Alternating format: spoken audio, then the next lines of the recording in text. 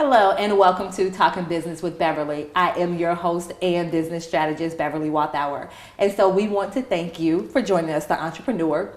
And our goal is to help you to ensure that you get clarity in your business so that you're able to create time and financial freedom. So not only do we address your business needs, but also your physical, mental, emotional, spiritual, financial, and relationship needs as well. And now join me in welcoming Valencia Holland to the show. Hello, Valencia. How are you? Good morning. I'm good. Thank you. Awesome. And so Valencia, she is what she calls herself the style educator because that's exactly what she does. She educates you on your style. And so this particular, business that you have, very fascinating. So we're just going to spend some time just really delving into how you got started and advice and all that stuff that you have for those that may be, trying to figure out whether or not this is something they want to do as well. Okay. And so before we actually dive into this conversation, I love to play this game with my guests where I ask them 3 random questions. So Valencia, are you game to play the game? Yes. Okay, the first question. Are you a dog person or a cat person? Absolutely dog. Oh, I thought you were about to say neither. Okay. No, I mean, if I had to choose one, there would be a dog. Okay. And so where is your favorite place to vacation? St. Croix. And the last one, what's your favorite snack? Chocolate. Thank you, because when people say fruits and vegetables, I'm like, I don't like you. Chocolate. So thank you for being real with that. Of course. So let's go ahead and just dive into this conversation once again. Mm-hmm. Why do you call yourself the style educator? For 2 reasons. The first reason was that whenever I worked with my clients, I realized that they didn't have education, miseducation, and just a lack of understanding on how they want to dress their bodies, what is the images that they want to give out. So that was that, along with just the miseducation of their body type, all of the other components that go into developing your style. So that was where the style educator came from, because I educate them. The second part is that you've probably heard of a term, fashion stylist, wardrobe stylist, image consultant. And so in the branding world, as entrepreneurs, as we do to set ourselves apart, I figured that instead of saying I was a style expert or a fashion expert, one of the more commonly used ones, that I would say that I was the style educator. So that's where it came from. Okay, that makes a lot of sense. Yeah. And so, in this particular area, and I, even myself personally, as women, we can be kind of sensitive about our bodies. And I remember when I consulted an image consultant, I'm like, okay, I don't like my arms and my stomach is too big and my thighs are too. So how do you kind of, as women are coming in to seek your services, how do you kind of work your way through the emotional aspect? Because it's not just me putting on a dress. Oh, absolutely. How do you kind of help them walk through that emotional piece of, styling their bodies? Well, it is intimate, as you mentioned, so it's very important to lead with love, very important to have compassion. And as a woman myself, I understand exactly how you feel.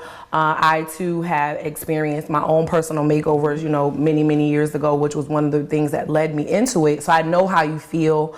I know how it feels to talk about your body and things like that. But just to get all of that information, right, of whatever it is that you don't like, right, and then to really flip it around and encourage you, right, and then motivate you and say, guess what? That's what makes you unique. It's not really a flaw, right? It's just how, God made you and how you are put together, and it's okay, right? None of us are perfect. Our bodies are not perfect. It's just what it is. We gain weight, we lose weight, have children, our bodies go through so much. And so, we're not going to be perfect, but guess what? It makes us who we are. It makes us unique. So definitely pushing them to a place of being empowered about the way that their body is, and kind of changing the mindset around those things that they think are flaws or that they think is wrong, with them. So that's really the angle that I take with them. I love that. Once again, empowering us to love our bodies. That's absolutely powerful. And so kind of speak with us. How did you even get started in this area? Absolutely. So I had my first child when I was in high school, and I used to dress like a complete tomboy, the total opposite of my family. I mean, my mom oh my goodness, beautiful woman, clothes, shoes, jewelry. My aunts, every woman in my family just really does it up and just loves the way that they dress. My nieces even used to wear makeup and stuff, and I never used to wear makeup, and I used to just like to wear things that were very loose fitting or baggy. But what I learned to understand was that I was miseducated, right? I was just searching for comfort in my style, but I didn't know that that's what it was. And when I was looking at my mom and seeing how she dressed, obviously it turned me off. But then as I grew older and had a better understanding, of course it was going to turn me off. She's my mom. She's older. She's in a different place. You know, she has a different body, different personality. But I remember when I got pregnant with my son, my mom and I had the conversation about me changing the way that I dressed, because it wasn't only about me anymore. It was that I was going to be representing my unborn child. It was about that I was going to be representing now this new woman and this new lifestyle that I was walking into, which was now adulthood and motherhood and all of these things at once. And I went along with it. I didn't want to, but I did. And I'm so happy that I did, because it instantly changed my self-esteem. It changed my confidence, especially in a place that was supposed to be so dark, where I felt people were judging me, people were looking at me. And I just remember feeling so empowered and feeling so beautiful and feeling like, man, you know, I can do this. Like, I know I'm in school, I know I'm young, I know people are judging me, but I didn't care. And I can even recall going to my doctor's appointments, and just the respect was different. They knew I was young, but they didn't know I was a young girl. They knew that they looked at me as like a young lady, right? Because of the way that I dressed, the way that I carried myself. And so that feeling was just something that I enjoyed, and just over time, I just really stayed with it. I really stayed in tune with how to present myself and how to look at all times, because in my mind, I remember, you're a mom now, you're a mom now. You got to look a certain kind of way. You got to dress a certain kind of way. You're representing him. And it just carried on. I became the go-to person in my friends and family. People always complimented me on the way that I dressed. And I remember seeing someone on television who was a celebrity stylist, and she mentioned that she styled her husband. And I said, well, styled him how? And I did some research. Long story short, I got into the field because I learned that it was actually a career, right? And so that's really kind of where it began. It was a personal thing, became passion, became profession. And I love that. I love how you kind of took us through the journey, because so many people that are trying to figure out what type of business to start, right? You know, a lot of times it's because people will ask you, you know, how do you do this and how do you do that? Right. And so right, to me, right. that's like a little, you know, at least become alert. Like, okay, people are asking me this, so it must be something to this. Right. And you know, just keep it in the back of your head. It's like, it might be something to this. So that's amazing. You kind of went through that journey yourself, and then realized that, hey, there is this thing. And so, of course, then doing some of your research behind that. So that's amazing that you kind of walked us through that. And so we're certainly going to continue this conversation right after these messages.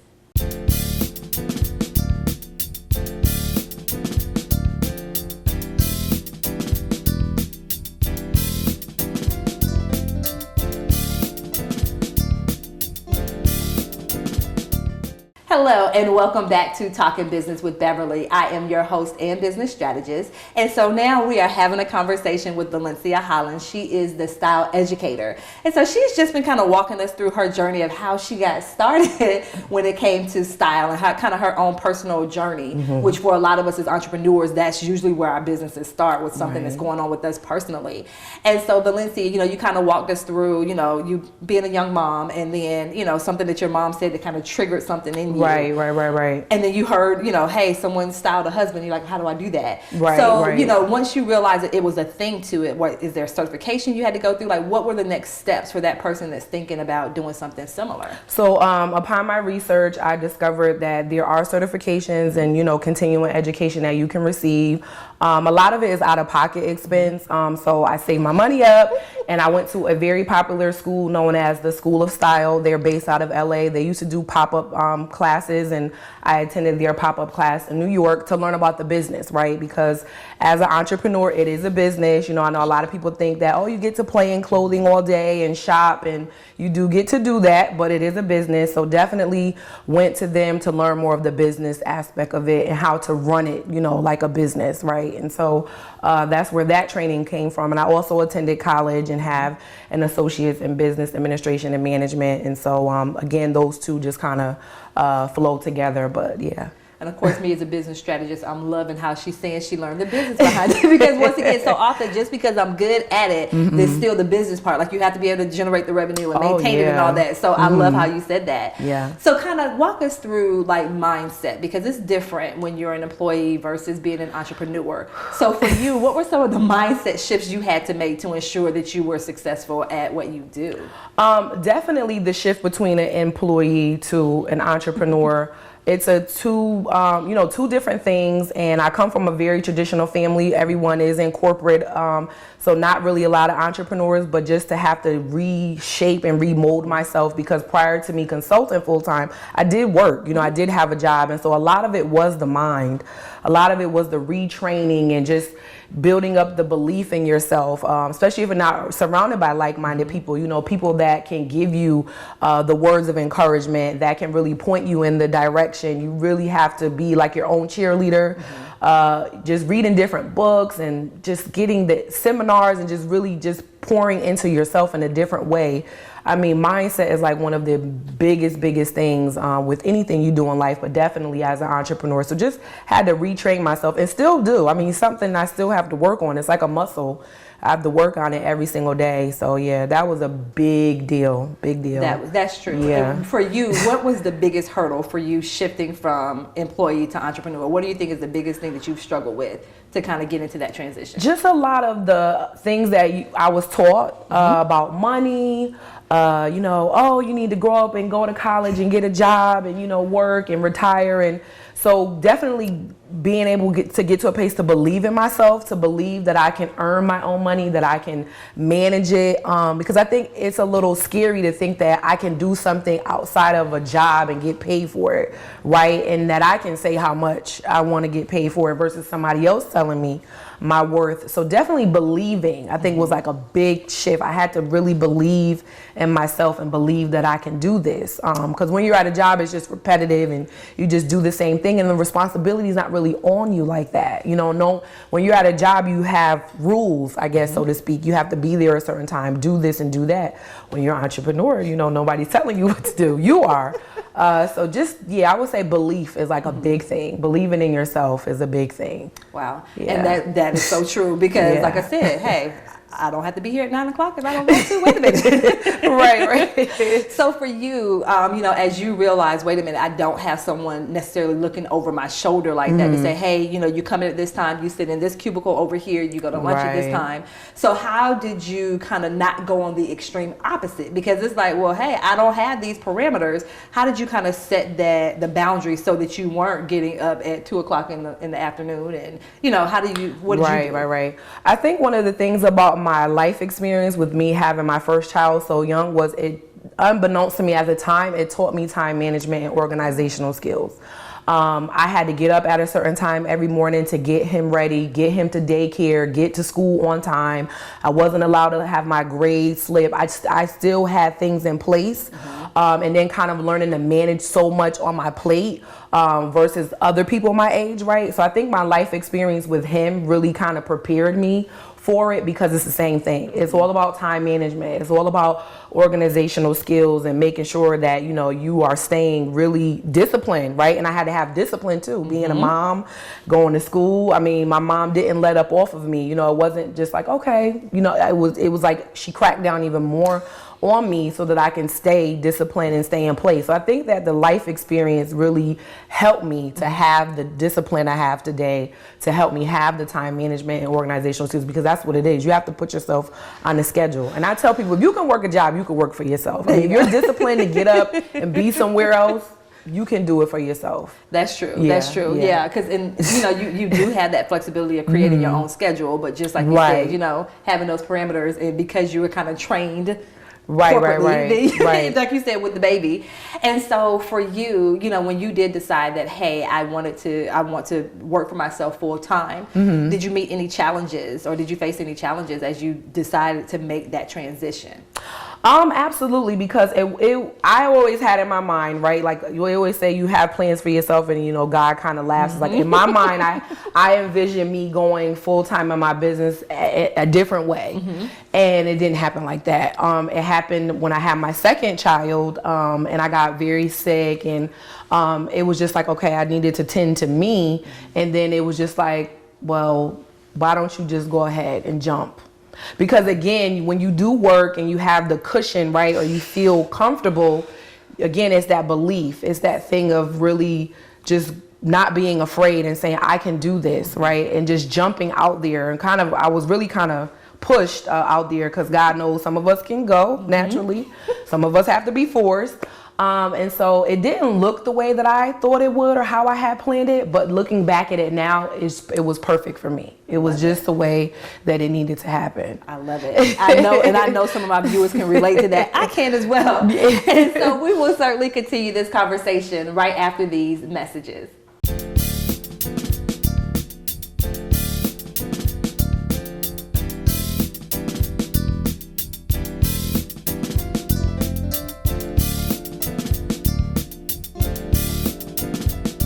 Hello and welcome back to Talking Business with Beverly. I am your host and business strategist. And so we have been having an amazing conversation with Valencia Holland. She is a style educator. And so she's just been speaking with us about her experience on this entrepreneurial journey. And so before we went to break, she was speaking with us about kind of how she kind of got pushed into becoming an entrepreneur full time. And so, Valencia, there are so many people that can certainly relate to having that push. So now here you are, you've been pushed into, being an entrepreneur full time. And you touched on this just a little bit. So you said you really didn't have people that were in your circle that were entrepreneurs. So how did you kind of build that support system to ensure that you had that type of support as you are on this journey? Well, I know earlier we spoke about going from an employee to an entrepreneur. And so just with, again, the mindset shift, and you start to gain the knowledge and gain the understanding and how entrepreneurship works. And one of the favorite sayings, and I'm sure your viewers and you've probably heard of, if you hang out with like 4 broke people, you'll be the 5th one. And so I just began to think, okay, there has to be other people, right, that are like-minded. There has to be other people that are entrepreneurs, and how do I get in the room with them? How do I connect with them? So I began to seek out those women, right, that I wanted to be around. It didn't matter what industry. They don't have to be in the industry like me, but whatever it was, just other entrepreneurs and like-minded people. So I just began to really seek out women to build relationships with, that we can call on each other, get accountability partners, and just exposing myself to other people who are, in this world of entrepreneurship. And it makes all the difference, because a lot of times they say entrepreneurship is lonely, which it can be to a certain degree, but it's just because we don't surround ourselves with each other, because we don't know to look for each other, right? So definitely, just meeting other women and connecting with them was a big thing for me. Awesome, and that's definitely something I talk about that all the time. Yeah. Like you said, it can be lonely, but it's also there are other entrepreneurs out there. Oh, so it's a matter of you absolutely. getting out there and connecting with them. Yeah. And I thought it was powerful because you said you wanted to surround yourself with people that kind of had a common goal. Oh yeah, And so absolutely. that makes sense. Yeah. So kind of tell our viewers, how do you use social media in your business?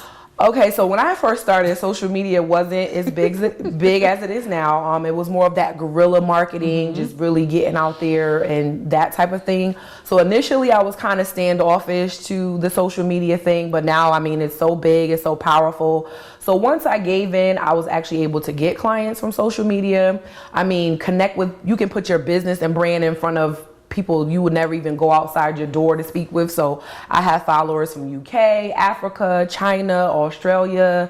You're just able to connect with people, like I said, that you're just not going to walk outside of your door and meet. And so just connecting with other like-minded women and seeing other entrepreneurs and doing their thing is just motivating and it's inspiring. And so once I gave into social media, it did start to have its benefits as far as business, building relationships, and again, just connecting with people you can't just walk outside and connect with. So that's true. That is true. And so what's one tip? Because a lot of people, especially if they aren't used to using their social media for business, a lot of us, when we came into social media, it was to keep keep up with my family and friends. Oh, and yes. from high school and all Yes. that stuff. So what tips would you give that person that now wants to kind of make that shift and use their social media, just like you said, to reach people globally? What are a couple of tips you have for them? I would say that you should definitely shift your content to be more, towards your business, switch your strategy, and make sure you're providing content that's going to bring the people that you want to attract to your business, whether if it's other business relationships, whether if it's clients, whether if it's other opportunities and things of that sort. Depending on your handle, make sure you change that so that that is appropriate to your business. Definitely delete anything that's inappropriate. Some people, you may have to delete it altogether, to start over. Which is not a bad thing, because sometimes if it's kind of like family and friends and you're posting your business content and you're not getting an engagement, it can be discouraging because it's just your friends and your family. So maybe you might want to do a separate page. A lot of us have separate ones, a personal and a business one, so you can keep up with your friends and family, but then at the same time you have a platform that's really being built strategically for your business. So definitely make sure that it's about business, and make sure that you're still being authentic and being yourself, because people are attracted to that. You don't have to be like anybody else in your industry. That sets you apart, that makes you different, because you're being you, and people can read that. I know people think you can't online, but you can. So those would be maybe the important thing. Just make sure it's specific to your industry and what you want to put out there, and make sure you're being yourself. Make sure you're being you. That makes Yeah. sense. And I love what you said about friends and family and getting disappointed, because it's like, they don't ever want to buy from me. Are they your ideal client? No. Right. Okay. Like, it's okay. They Right, never want to right, support right. me. Yeah. So that Right. makes a whole lot of sense of what Right. you just said, and being able to kind of make that shift. And you mentioned the content and making sure that you put, kind of like that content out there that Right. appeals to who it is you're trying to attract. Right. And so what do you feel like makes you different from other stylists, image consultants? Like, what makes you different? I think one of the things that makes me different is I have a personal connection with how personal style and image changed my life. I also feel like my personality, I'm me. So if you see me online in person, I'm the same person. I'm not speaking one way online, and then when I'm in front of you, I'm me all day, 24/7. And I also think that, as I mentioned, I was an employee first. I came from healthcare. So I love to help people. I just have a natural thing, and I think people pick up on that. People pick up on your energy and your vibe, and I think people know that I genuinely enjoy what I do. I don't care if anybody didn't ever see me. Like, if social media was to go away tomorrow, I would still be doing my business, because it's not about me being a celebrity or me being popular. It's definitely about me serving the women that I serve and changing their lives, and I think people know that too. And just the educational piece. I've met so many different people, and they're like, I've never met a stylist like you. You care, and just the unfortunate reputation that a lot of people have in the fashion world, that we can be rude, or we can be mean, or we can be very uppity, or what's another word I can think of, just bougie, right? So it's like, I'm not like that. I'm very down to earth. I'm very cool. I make you feel comfortable. So I think those are just some things that make me different. Just me being myself. I always want to be me. I always told God, if I can't do it and be me, I don't want to do it at all. Awesome. Yeah. Wow. And so, Valencia, just tell our viewers, how can they find out more information about you? What's your email and your website? Absolutely. So my website is valenciaholland.com. Email is info@valenciaholland.com. If you guys are social, I'm on LinkedIn at Valencia Holland, as well as Facebook and Instagram at The Style Educator. So you guys can definitely come and hang out with me online. Would love to chat with you guys there. Yes. And once again, Valencia, we do want to thank you for joining us here at Talking Business with Beverly. Thank you so much for having me. You're I had welcome. a good time. Yeah. And I do also want to thank the viewers for watching. And just remember, as entrepreneurs, our goal is to definitely help you create the time and financial freedom in your business. Until next time, thank you.